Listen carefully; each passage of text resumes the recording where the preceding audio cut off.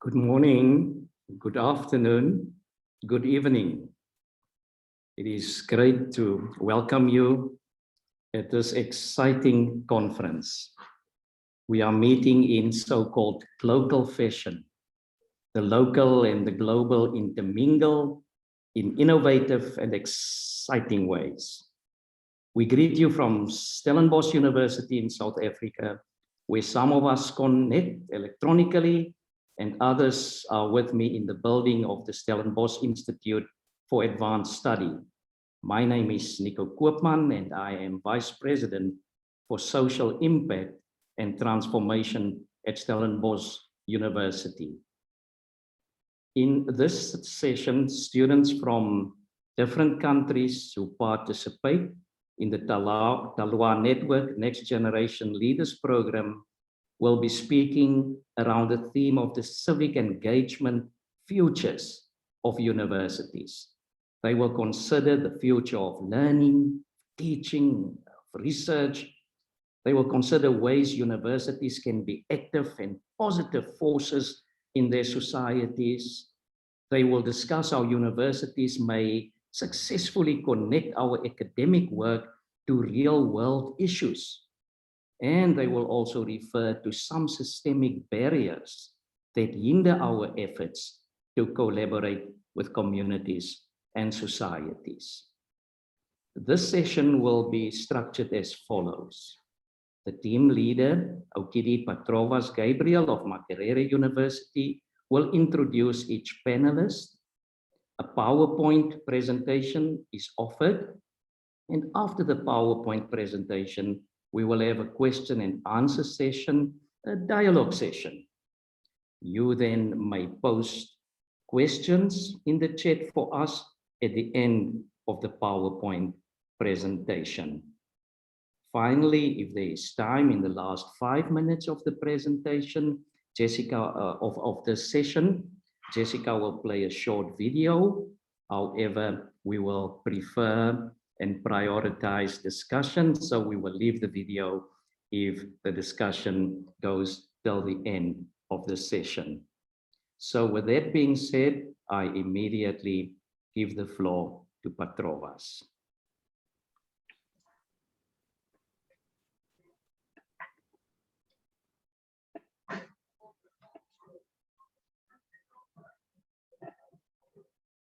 Hello, everyone.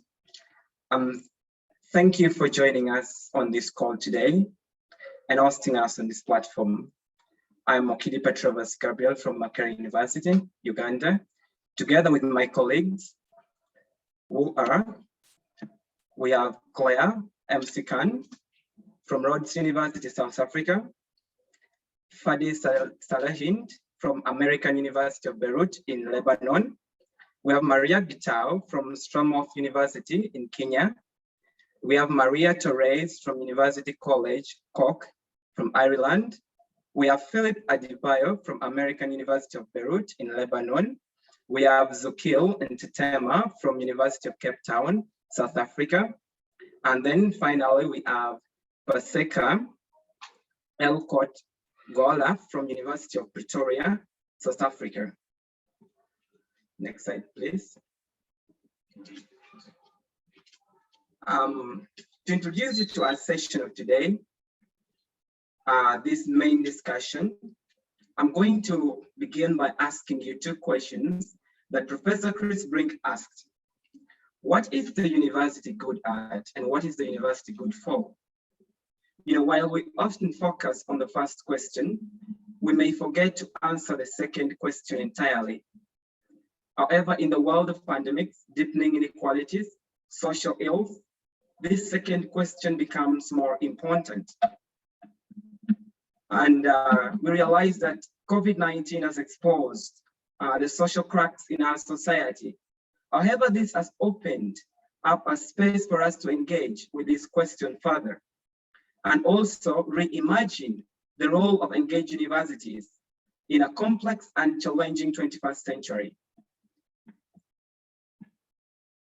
Therefore, as a result of our dialogues in the past month, our working group has come up with a vision of civic engagement for the future. Our vision implies a paradigm shift of as to how we understand the role of university education and values, as well as overcoming the systemic barriers that hinder the potential of civic engagement as a force of positive change for students, communities, and universities themselves. How do we do this, and how do we dive into this? So first, we shall start by contextualizing the role that universities have played so far and the current transactional mode of education, so that we can conceptualize how learning, teaching, and research can be transformed for upcoming generations. Secondly, we present our vision of civic engagement for the future, inspired previously by activists and scholars, with particular attention paid to the transformation of educational system with civic engagement as a mechanism. Then we identify the systemic barriers that impede this transformative potential. And then finally, we then set out recommendations as to how we can begin to unlock the transformative potential of civic engagement. And now is my colleague Maria Torres, who is going to take us through the interrogation of historical role of the university, and as well as the conceptualization of the university of the future. Maria. Thank you, Dr. Vaz. When interrogating the historical role of universities, we've realized that they have always contributed to our communities by providing knowledge and critical questioning. So their impact on societies is unquestionable, for better or for worse. But so far, universities have been sites of self-realization and social mobility of the individual. They have been providers of expertise and specialization, focusing on the ones that better serve the ambitions of national growth. Hence, so far, we've had a view of education that tends to be economistic and only thought for the individual well-being, measured mainly on how much income we can gain in the future. Nevertheless, this transactional paradigm upon which universities demonstrate their efficiency and effectiveness on how much money a student can earn in the future can and has had negative outcomes. This approach can become a means of social selection and exclusion, which leads to discrimination and self-interest. Thus, it can reproduce social inequality and lack of access. We still have to witness all types of discrimination in our campus, as well as so many young people unable to access to a quality higher education. And the question is, if that is really all for universities. We wonder what happened with the rest of universities' important functions, such as nurturing tolerant and democratic societies. What happened with education as a public good for the betterment of society? The emphasis on this private return to education means that spaces of higher education are not well equipped to nurture active citizenry and drive social transformation imperatives. So our first criticism to the role of universities is their approach based in this transactional paradigm.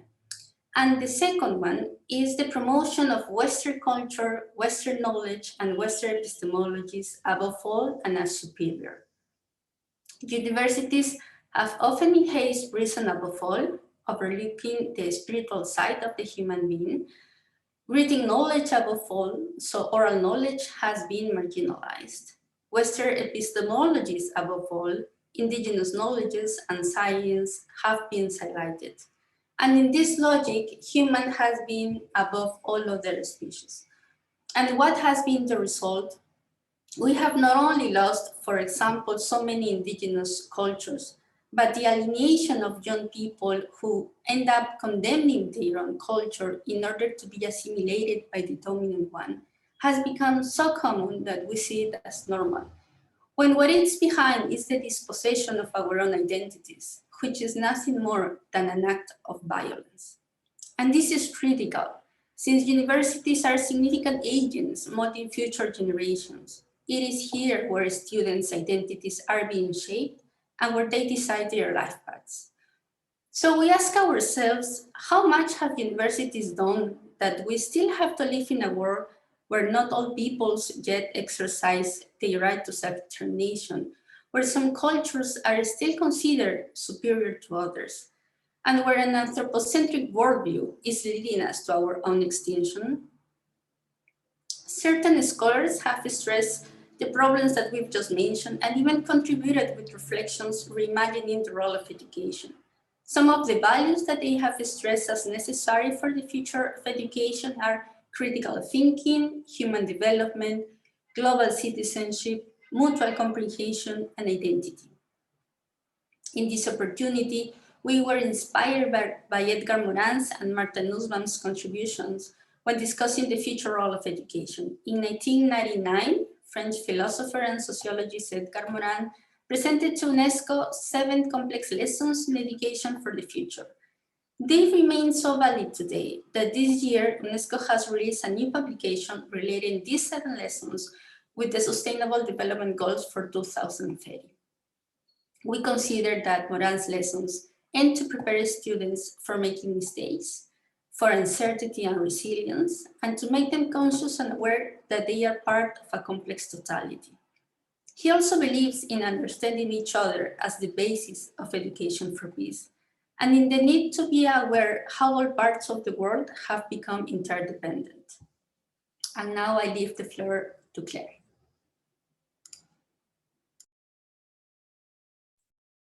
Another scholar who we have drawn inspiration from is Martha Nussbaum, who claims that we need an education for human development rather than just economic enrichment.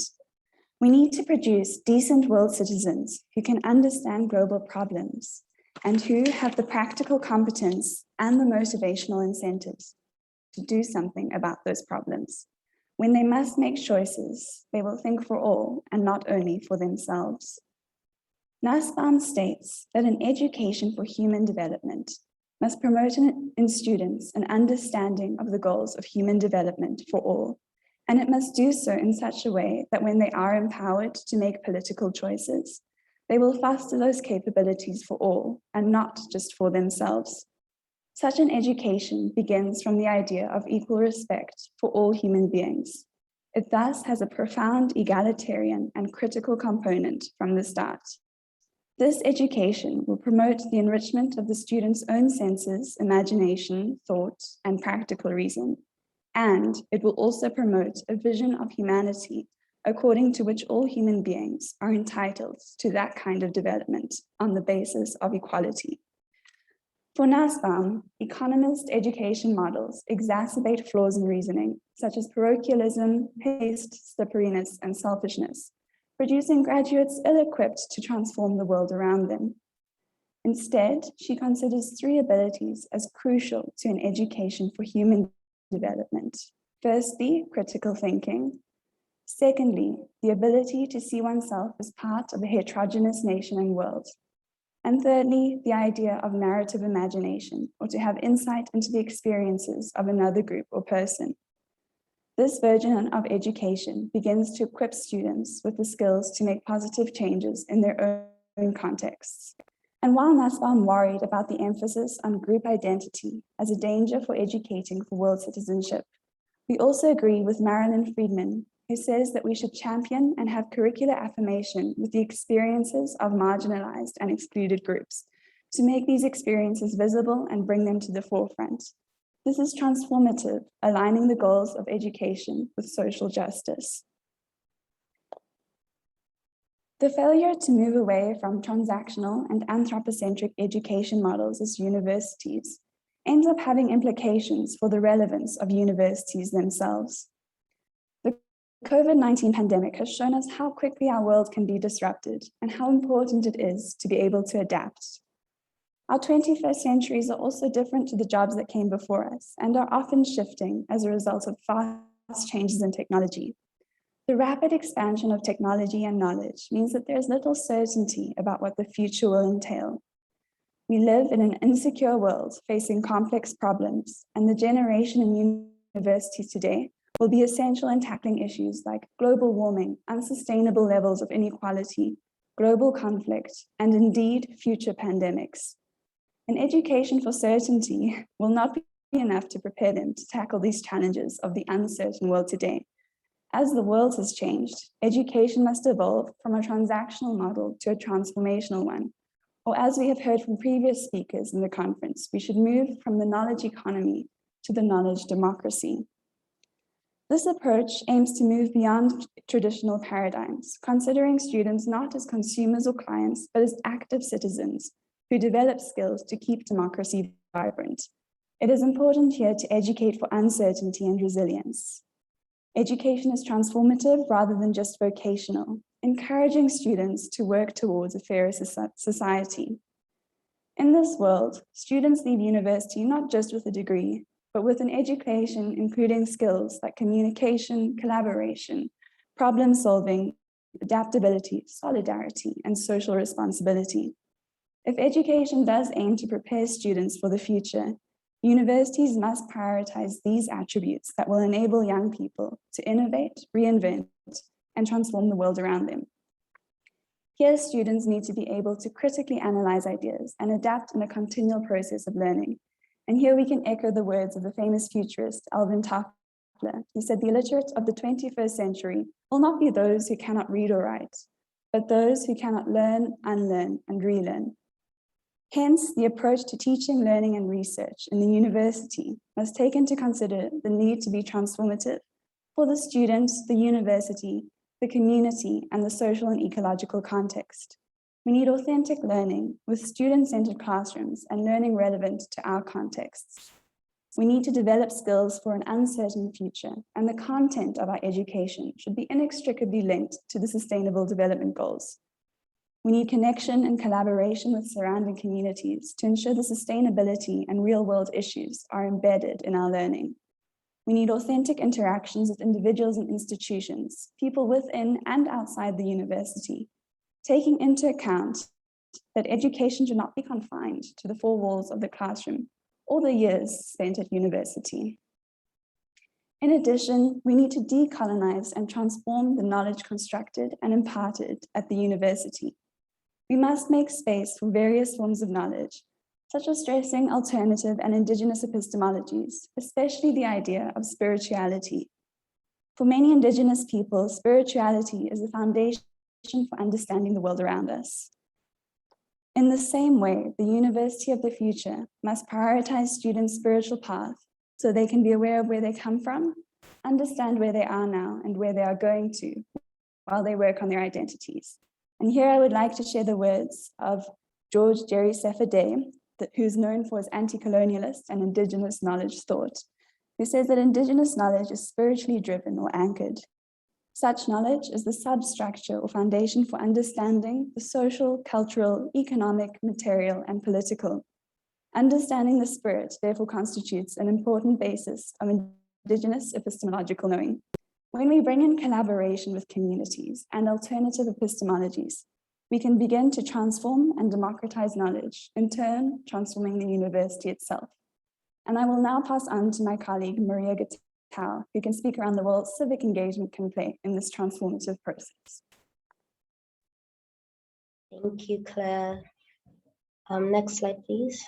All right, so I will now take us through our vision for civic engagement. Sorry, previous slide. I will now take us through our vision for civic engagement in the transforming of students into engaged citizens. Engaged citizenship incorporates an individual's involvement, interactions with others, and responsibilities within their communities.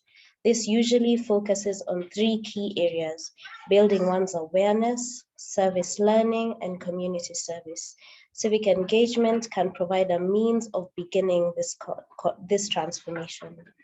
As we are confronted by COVID-19 pandemic, social ills, conflicts, and inequalities within our communities and around the world today, the transformation of the university, and in particular the student, is imperative if we are to build resilient systems and societies that overcome the challenges that we face. Civic engagement can provide a means of beginning this transformation. Civic engagement involves groups of people coming together to bring about positive changes in their communities using the combination of knowledge, problem solving, skills, values, and motivation to make that difference. In the university space, civic engagement can take many forms in the form of volunteering, where students can freely give their time, efforts, financial and material support, to engaged research, where research is directly aimed at tackling certain gaps in one's community and countries alike, and service learning. An example of this is in my university, where first and second year students are encouraged to participate in service-based learning during their long holidays, whether giving their time in schools, hospitals, or orphanages around the community. Next slide, please. The aim of civic engagement is to ensure the full participation of all individuals in the political, economic, and cultural systems. At a university level, therefore, students must not only be involved in the engagement of their coursework material, but instead there should be a wholesome interaction with the institution and the community, whether in the political sphere, economic, or cultural spheres. Next slide, please. In order for universities to remain relevant in their own contexts, it is important to renew and rediscover their original civic engagement purposes. Civic engagement is not only about how universities can be forces of positive change in their own communities, but provides a means for the transformation of students and higher education, ensuring the relevance of universities and the adaptability of graduates in various contexts. Institutionalized and integrated civic engagement, which is embedded in the university curriculum, can transform students, communities, and universities, creating the education that is necessary for combating present and future challenges. I will now hand it on to the next speaker. Thank you, Maria. So the first foundation in our vision is the transformation of students through social responsibility. Next slide, please. Yeah. It is in our human nature that we cannot exist in isolation from one another, and we need to learn to live and thrive in this interdependent world. This is why it is important to disrupt individualistic conceptions of education, as we all exist in a web of interactions. And here, in this interdependent context, the idea of social responsibility becomes vital. And we define social responsibility as a personal investment in oneself and in the well-being of others and the planet as a whole. Here we remember the words of Lila Watson: if you have come to help me, you are wasting your time, but if you have come because your liberation is bound up with mine, then let us work together. We aspire to nurture social responsibility through civic engagement because it gives students the opportunity to contribute to the improvement of the world around them. But civic engagement also provides a space for students to develop skills they can use in uncertain circumstances and contexts. It allows them to experience themselves as a part of a larger unity or community, working to create a better world, working with a purpose. Alice Walker says, it has become a common feeling as we have watched our heroes falling over the years that our own small stone of activism is a paltry offering toward the building of an edifice of hope. This is the tragedy of our world, for we can do nothing substantial toward changing our course on the planet, a destructive one, without rousing ourselves individual by individual and bringing our small, imperfect stones to the pile. And we can see that civic engagement is the materialization of these values. Now, back to universities, who as essential partners in future making, should be an example of demonstrating good practice in social responsibility. This means that universities should think broad and find methods to empower local organizations that are already engaged in their communities. This can only happen through the sharing of skills, knowledge, and resources with these organizations to maximize the effect of social responsibility of universities. Next slide, please. The second foundation of our vision is to transform the community through social capital and asset-based approaches to social change.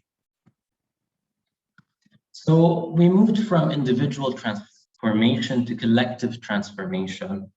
And here a new concept arises, and that is social capital, which refers to the organizational features of social and economic life, and the wealth-producing potential that comes from collective association that puts the human person at the cornerstone of action. And we can see that the features of social organization, like trust, communication, and networks of reciprocity, improve societies by facilitating coordination. So we find that social capital is a special and new kind of asset that is readily available and multiplied the more it is used. Next slide, please. As for the second concept that arises here is the concept of assets, which are the collective resources that individuals and communities have at their disposal. And an asset-based approach, as we envision it, highlights the values and the skills, knowledge, and connections in the potential community, and it revolutionizes the way we view it. So through this approach, the focus shifts from looking at the community's problems or needs into looking at its assets to bring a collaborative and meaningful development between people, universities, and communities to achieve this positive change that we are seeking.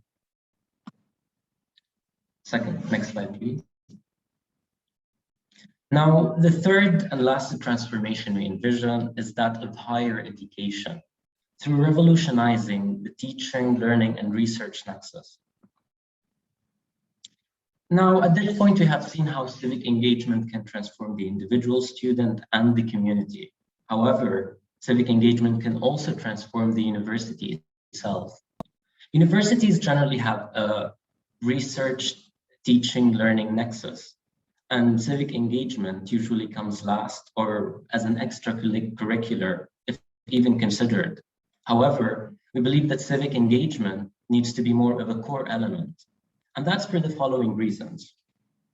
First, we need authentic learning with student and community-centered classrooms that are grounded in reality and develop skills for an uncertain future. And we've seen that in the age of COVID. The second reason is that service learning bridges gaps between theoretical knowledge and practical skills, which allows for a comprehensive learning experience. The third and last reason we're mentioning here is to decolonize and transform knowledge and research. And this can happen by integrating, for example, indigenous epistemologies, as mentioned before, and collaborative research paradigms to make it more accessible and more inclusive. And all this can be reached through civic engagement. And now I hand it over to my colleague, Philip. Thank you, Fadi. From the foregoing, we have been able to establish the transformative potential of civic engagement. And as you will agree with me, most of the discussions on this platform since Thursday are testified to this claim. Nevertheless, engagement initiatives in the present moment are not fulfilling this potential. And we have identified some systemic barriers that we consider that need to be tackled to achieve civic engagement vision. Oftentimes, universities' education does not make enough effort to prepare students to be conscious of unfair situations around them. For example, students can learn about injustice in the classroom, or they can learn about climate change in the classroom, but they have little experience on how they can tackle injustice or climate change in their own context. Then many students leave the universities unaware about the urgent need to change some paradigms and ways of thinking. Sequel to this, the absence of community involvement in the current engagement policy of many universities remains a significant barrier. Most times, university craft strategies for civic engagement without the involvement of communities that they intend to serve. And then they come up with priorities and approaches that are not in tandem with what the community needs. we need a democratic approach rather than a technocratic engagement in issues like this. Another barrier that we have identified is the university's resistance and the failure to integrate civic engagement into their curriculum. Often, our universities lack the resources or the willpower to integrate civic engagement as part of the curriculum in order to challenge the dominant perception of civic engagement as an extracurricular activity. Then the failure to institutionalize civic engagement in this way negates its significance in preparing the leaders of the future. Next slide, please. Now, from the words of Brenda O'Malley, the challenge for universities is not to think in silos about the three parts of institutions' mission, as one of my colleagues has mentioned, that is the teaching and learning, research and knowledge production, and social impact. Instead, we need to integrate these three pillars of learning. Finally, we must continually disrupt and challenge the existing or dominant educational or mental models and challenging the existing worldview and ideology. I will be passing on to my colleague Sukile to run us through the recommendation we have come up with as Civic Engagement Group. It is therefore our absolute pleasure and honor to recommend the following recommendations for potential actions to transform university civic engagement. Firstly, the community of practice as the evidence-based and best practice approach for civic engagement. This is a network of individuals, organizations with shared common interest who collaborate to discuss and explore issues, solutions, and best interventions to address key issues. Suffice to say, universities in this context will not only achieve group goals, but indeed they will achieve individual goals. The community of practice ask themselves these following questions. What is the purpose? For whom does it belong? What holds it together? And how long does it take? Next slide. It is therefore significant that the university and students and local organization should facilitate this particular network for the following reasons. One, accountability. It is easy for universities to set out targets and goals for civic engagement, but there is a possibility here that if universities fail to reach their targets for civic engagement, they might let themselves off the hook. This framework, ladies and gentlemen and colleagues, therefore provides an opportunity for external accountability, whereby communities themselves and local stakeholders can hold the universities to account for the civic engagements targets that they've committed to. Secondly, sustainability, which I will deal with in the second slide, but in short, in a society whereby there is lack of funds and resources, the longevity of civic engagement is under threat. But this system of community of practice provides an opportunity for organizations and stakeholders and individuals within the community of practice to share resources, to share skills, so that civic engagements can continue. And the thirdly, which is very, very, very significant, identification of key issues. You know, it always boggles my mind to see universities go to communities and just say, this is your problem and this is your solution. That needs to stop right now. It needs to be communities themselves that identify these particular issues. And with this system, it provides an opportunity for collective approach so that the identification of issues and solutions can be done collectively. Next slide. Coming back to the idea of sustainability, there's two options. Episodic, which is part-time and not impactful, and enduring. The community of practice approach choose enduring because it sustains regular contact over a long period of time. It builds relationships with the host community. It allows sustainability and continuity. And most importantly, it better understands the community. There's something that is very significant that universities need to understand. They can never succeed without the buy-in of students. They can never succeed without the buy-in of communities. Therefore, understanding students and communities is absolutely significant. Next slide.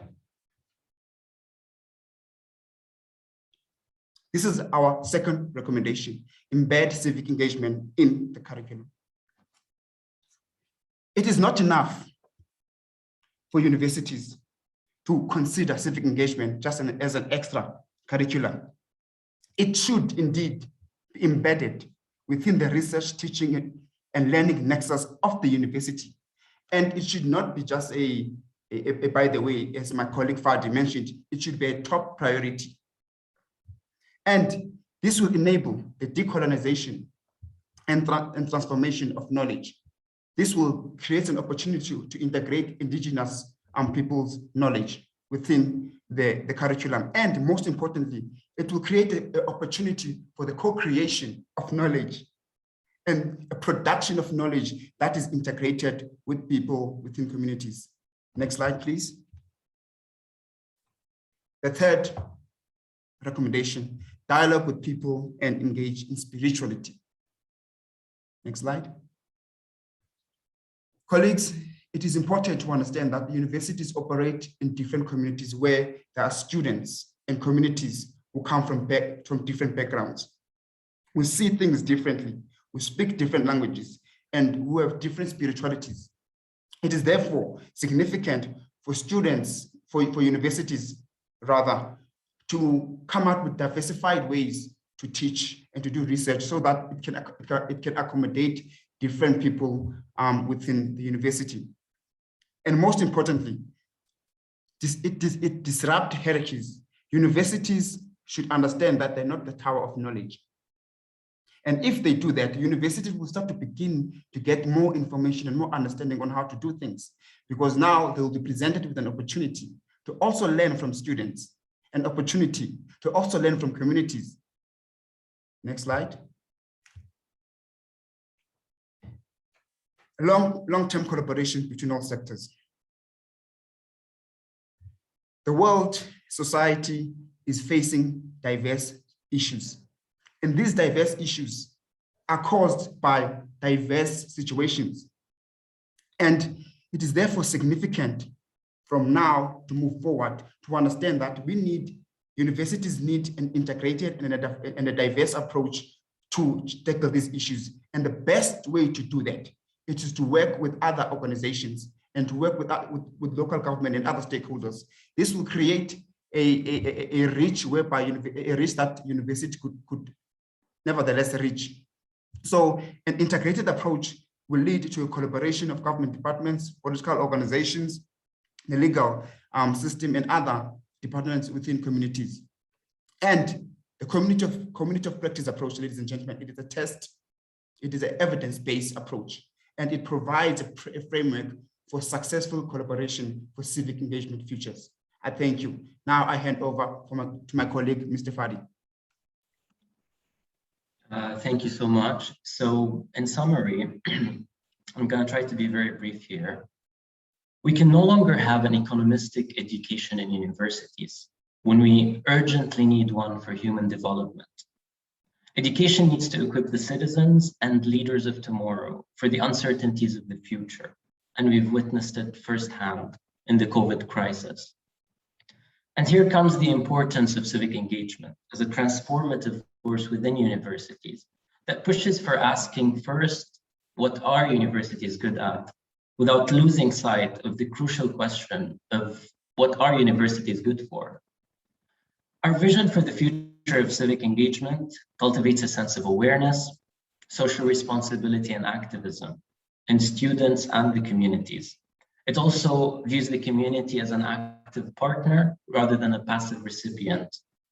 And on this platform, as we are gathered here today, my teammates and I would like to re-emphasize the importance of international networks like the Talloires network in providing the opportunity and the platform for global collaborations.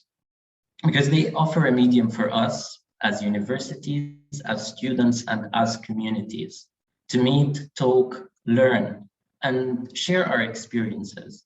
And most importantly, they offer a medium for us to grow together. Thank you very much for listening and looking forward for the discussion part. Thank you.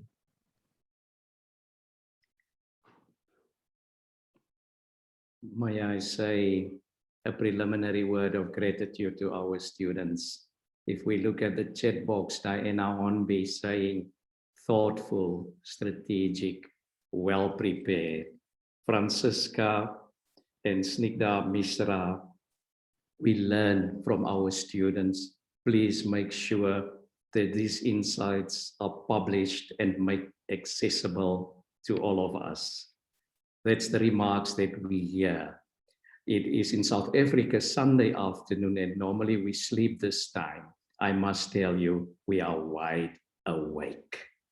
We have about 8 minutes for interaction, for questions, and there are some questions already in the chat box that I will pose, but please, participants, feel free to add more questions.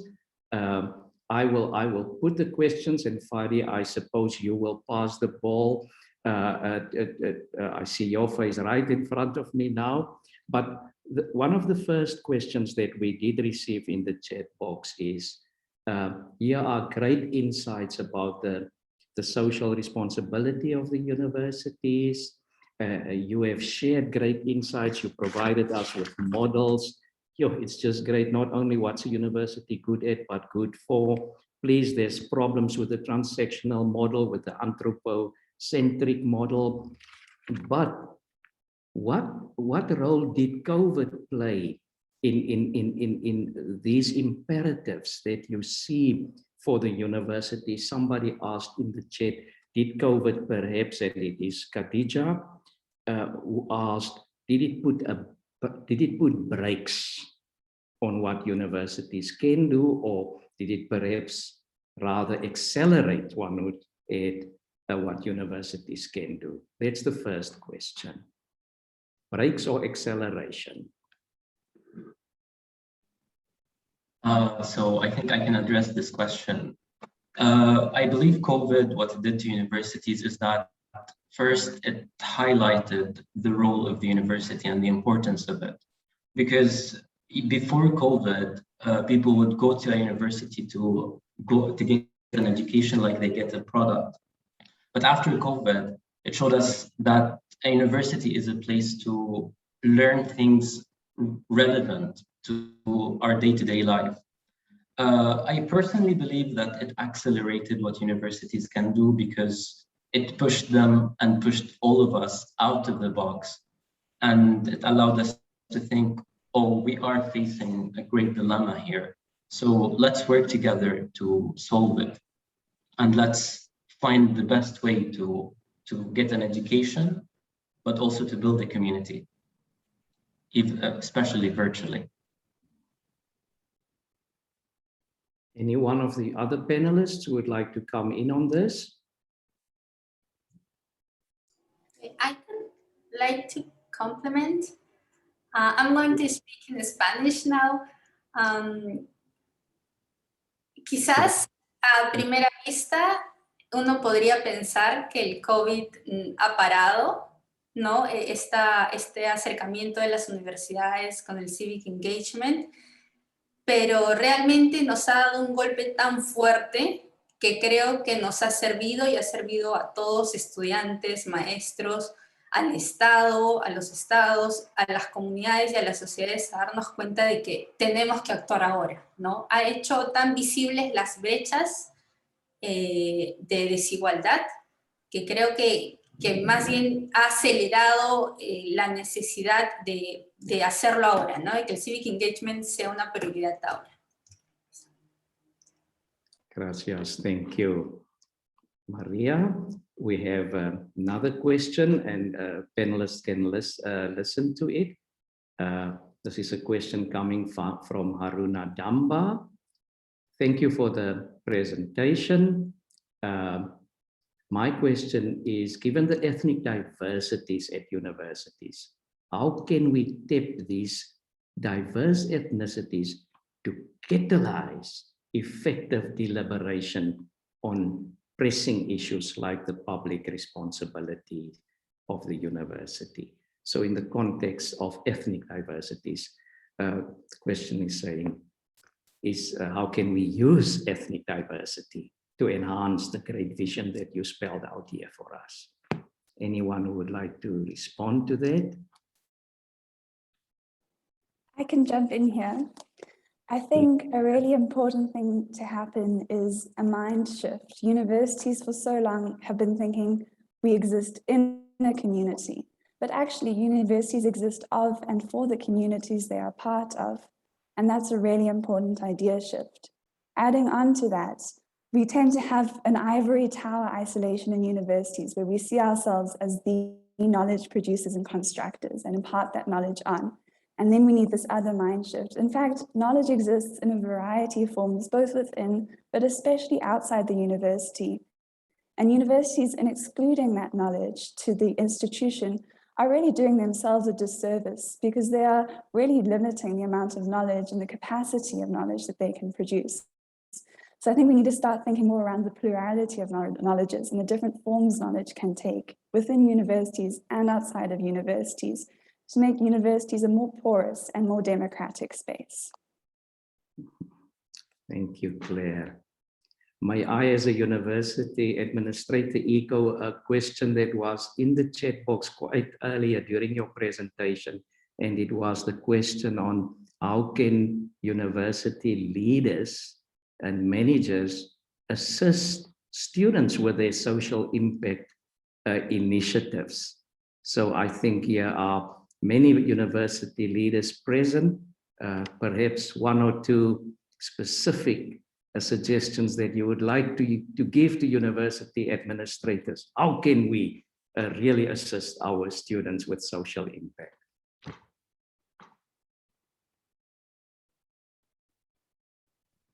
Anyone? I think I can address this question. I believe university leaders can do something very important in structurally including civic engagement in universities, making it part of the university rather than an extracurricular. I personally have experienced, I'm in a university where there is a Center for Civic Engagement and Community Service.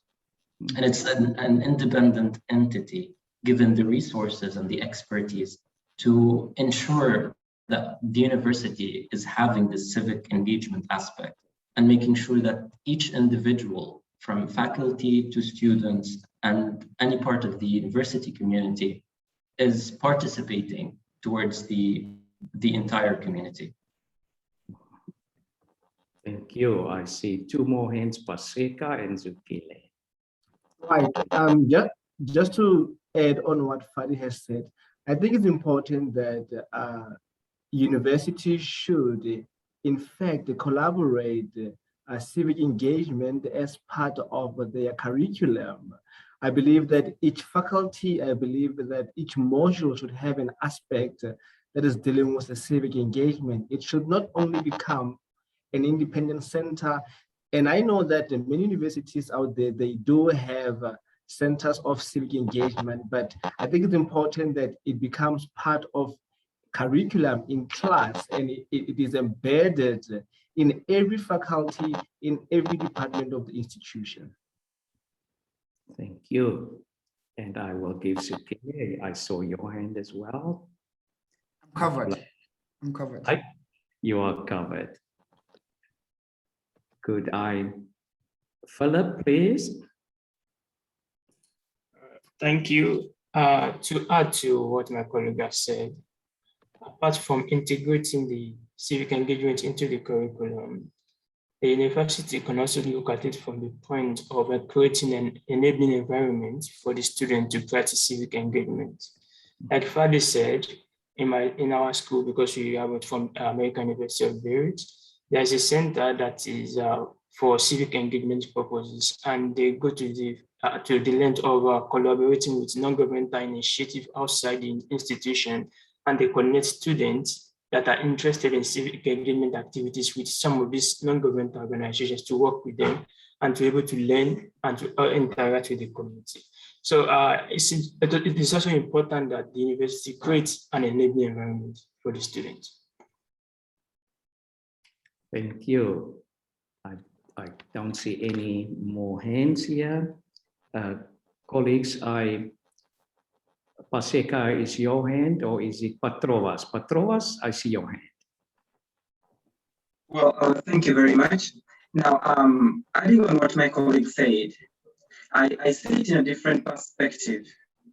Well, however, university administrations are trying to bring this on board, I see that it should be preached to students. The mindset is very important. We can bring this as a single entity or embedded in the curriculum. But if our students do not have this mindset, it will still be taken as something just for passing examinations. But if there is that mindset and that passion, someone grows with it and is able to extend it outside school. Thank you. Thank you. And the last end is Paseka, then we will start concluding. And just to add, I believe that the TELUS network is a network of 400 universities, and consisting of different vice chancellors from different institutions. And those who may be watching or who are part of this program, it is very important that they take our recommendation of making the civic engagement the fourth pillar of every institution, because it is very important that students, they become active citizens of the community. So to all the vice chancellors and president attending the conference, we urge to you and we appeal with you that when you go back to institutions and do your strategic planning, please do consider civic engagement as the fourth pillar, including teaching, learning, and research. An appropriate note in the chat box, it is also supported by Asemale Masumpa, who pleads that we be open to what the students had shared to us here today. May I say, we go from this session more informed, even more transformed, more illuminated, more inspired, more energized, more enthusiastic. We thank you. Really, you have energized and inspired us. There is work to be done on our campuses, work to be done on our continents. There's work to be done in our communities and our countries. And this hour with you has really inspired us. Thanks for the great work that you were doing. Thanks to the Talloires network for bringing these great persons together from different parts of the world. I greet you with a lot of energy and gratitude in my heart. Go well.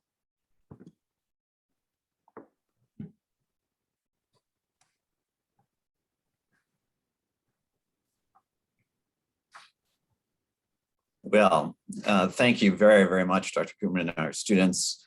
What an inspiring conversation. My name is Mark Guerin, and I'm the director of the Institute of Politics at the Harvard Kennedy School. And it has been our great honor to work with our colleagues at Tufts University, at the Tisch College, to co-host this important Talloires Network Leaders Conference. But I must begin with building upon Dr. Koopman's great close when he said we are not only informed, but transformed by the work of our students. And so I thank you, Claire and Fadi, Maria Torres, Maria Gitalu, Paseka, Tsukali, Philip, and Petrovas, for what you have brought to us. I think, Fadi, in your closing slide, you had a fun little thank you dance. Should I have had a slide here, I would have returned that gratitude with a thank you for the energy, for the hard work, for the pillars and the framework that you have presented, and for the important recommendations that you So we thank you most sincerely. The heart of the Talloires Network certainly is the work for our students, for our universities, and for our communities. And you modeled that kind of engagement. You gave us a pathway and a clarion call for our work.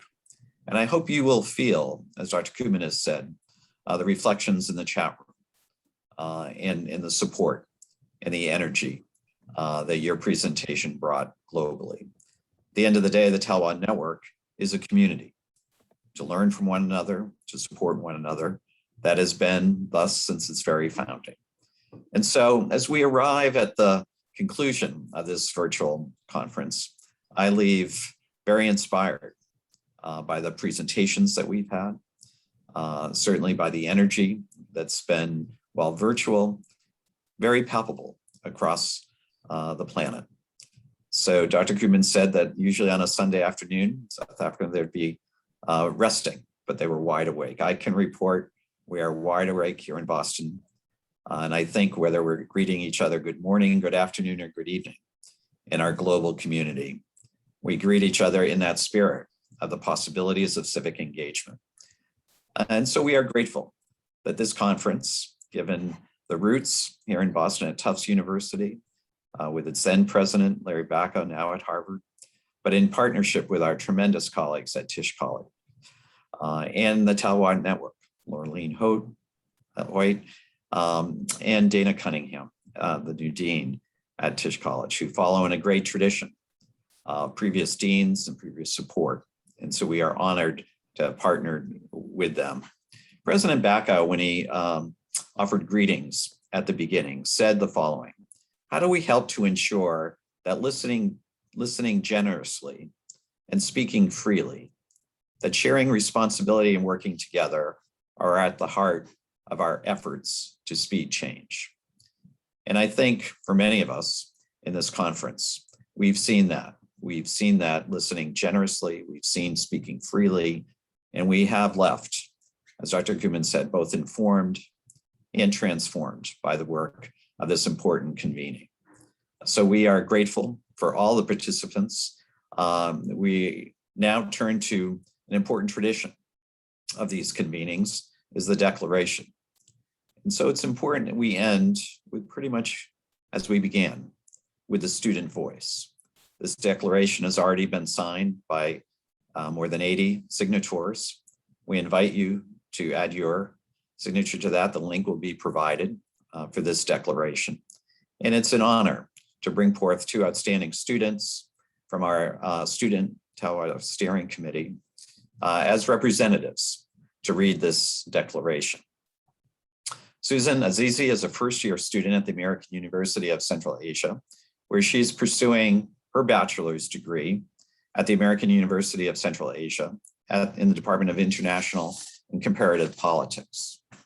Prior to coming to her university, she received an associate degree at the National Institute of Management and Administration in Kabul, Afghanistan, with a specialization in accounting and management.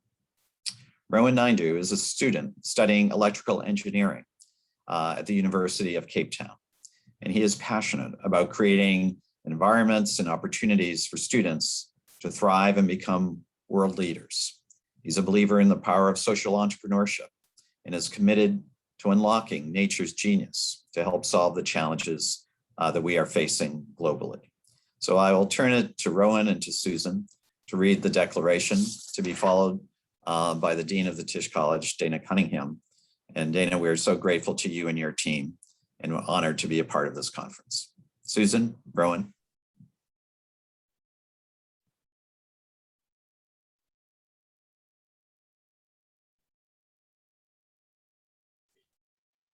The 2021 Talloires Network Declaration on Higher Education, a moment of challenge and opportunity. The Talloires Network of leaders from 417 universities in 79 countries across the globe gathered virtually at Tufts and Harvard universities in North America and locally on 20 campuses in 15 countries around the world to strengthen our shared commitment to civic engagement and social responsibility.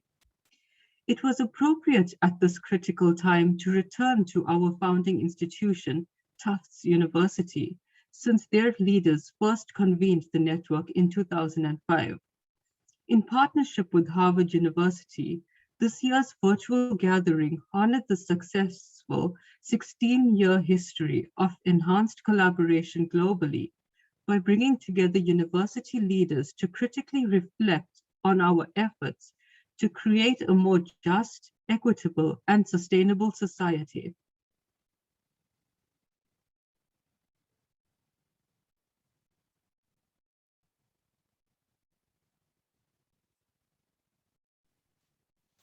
Since the first historic Talloires Declaration on the civic rules and social responsibilities of higher education 16 years ago, we have utilized our conferences in Europe, Sub-Saharan Africa, the Latin America, to articulate the values and to strategically adapt to the changing needs of our growing global coalition. The past year has presented both unprecedented challenges and opportunities for our institutions as we were confronted with the global pandemic, inequalities in healthcare and educational access, economic inequality, gender oppression, structural racism, and climate change. We seek to promote human rights and further the free exchange of knowledge, ideas, and practices. We recommit to realizing the potential of university civic engagement as a practical strategy for improving research and teaching and addressing societal challenges. We also remain steadfast in our commitment to encourage reciprocity, the co-generation of knowledge, and learning between universities and communities, embracing difference as an essential ingredient of productive collaboration. We will continue to promote multiple ways of knowing and multiple ways of understanding as a strategy for creating more equitable and prosperous communities around the world.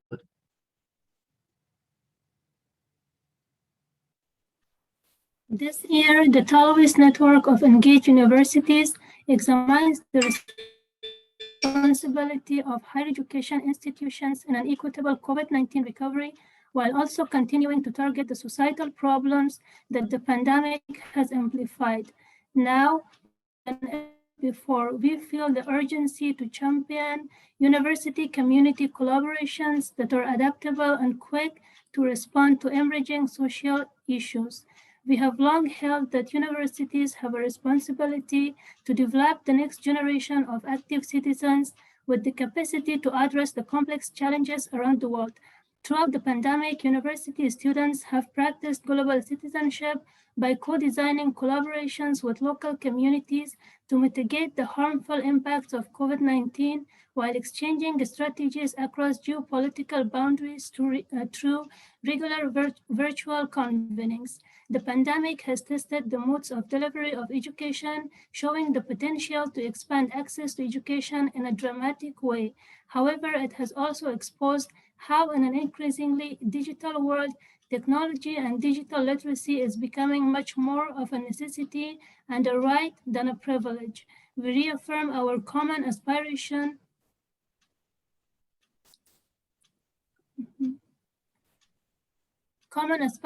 to create socially inclusive institutions and to promote quality education for all. The onset of COVID-19 has exposed and exacerbated the socio-economic inequality in our communities. It is estimated that the pandemic pushed an additional 119 million to 124 million people into extreme poverty in 2020. It is important to acknowledge that the COVID-19 pandemic has disproportionately impacted women across the world, and poverty levels among women are now rising rapidly, particularly in the least developed countries. We strive to amplify the voices and lived experiences of all marginalized groups, including women, refugees, indigenous peoples, children, people with disabilities, and the elderly. We believe this is only possible in an environment committed to fostering respect, dignity, and justice. Furthermore, we continue our efforts to correct a historical imbalance by increasing the visibility of innovative civic engagement activities ongoing in the Global South.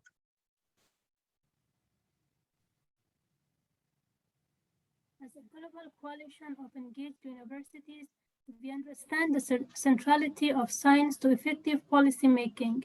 We acknowledge that there is a fundamental injustice in the impacts of climate change, as they fall the hardest on those who have done at least to bring us to this point. We declare climate justice an urgent priority, and we begin a new chapter of civic engagement with focus on activities to mitigate harmful carbon emissions and to adapt to climate impacts caused by the pollution of the last decades. For 16 years, the Talloires network has lifted up higher education institutions to serve the communities that they are a part of by upholding values of social responsibility and civic engagement. In doing so, our institutions influence their own members to contribute positively to their broader local, national, and global communities, which is central to the success of inclusive, thriving, and sustainable societies. In solidarity, we aim to advance the application of high standards and the evolution of ethical ideas and strategies in the field of university civic engagement. We commit to leveraging the collective imagination and generative utility of universities to improve the lives of all people and better communities around the world. We invite members of the Talloires network and welcome others to participate in the global movement of civically engaged universities by signing this 2021 declaration. Thank you. Now it's our pleasure to introduce Diana Cunningham, Dean of the Tisch College of Civic Life at Tufts University, for closing remarks. Thank you, Rowan and Susan. Thank you for your beautiful reading of the Talloires Declaration with us, and thank you for your leadership. Many thanks also to Mark for your words and for your partnership and the partnership of the IOP in this conference and in this declaration. And thank you to each of you in this audience who contributed to the creation of the declaration. We commit to leveraging the collective imagination and generative utility of universities to improve the lives of all people and better communities around the world. What powerful, inspiring words. We go forth with those words. When we gathered just a few days ago to open this event, we had talked about cultivating a spirit of collaboration. We talked about using this time together, even though we are virtually connected, to challenge ourselves with new ideas and to embrace the power of civic engagement. We talked about envisioning a new future where engaged universities, with our students at the center, take a leadership role in solving the most pressing and urgent challenges we face, from climate change to pervasive inequality. We talked about, in the words of one student, making sure that this awful global pandemic should not be in vain. And in our commitments and exchanges this week, I believe we've embraced that charge. I've been so pleased to be part of this conference, and I'm grateful for the leadership and hard work of my colleagues of the Talloires Network, Tisch College, and the Harvard IOP. Hearing the declaration read by the students, I'm struck once again by the breadth and importance of our work. I hear in that declaration the collective commitment to promoting human rights and the free exchange of knowledge and ideas. I hear the dedication to the co-generation of knowledge and learning between universities and communities, not just as a nice thing to do, but as essential to our mission and to the success of our work. And this phrase rings particularly true. We will continue to promote multiple ways of knowing and multiple ways of understanding as a strategy for creating more equitable and prosperous communities around the world. We cannot build a brighter future. We cannot sustain a beloved community without listening and true understanding. The work is not easy. None of this is. And I commend all of you for doing it day in and day out. As you do, I hope you remember this conference and this global community. We are with you, and you, my friends, are with us. Let us close this event in the spirit of togetherness, energized for the road ahead. Thank you so much. Be safe and take good care.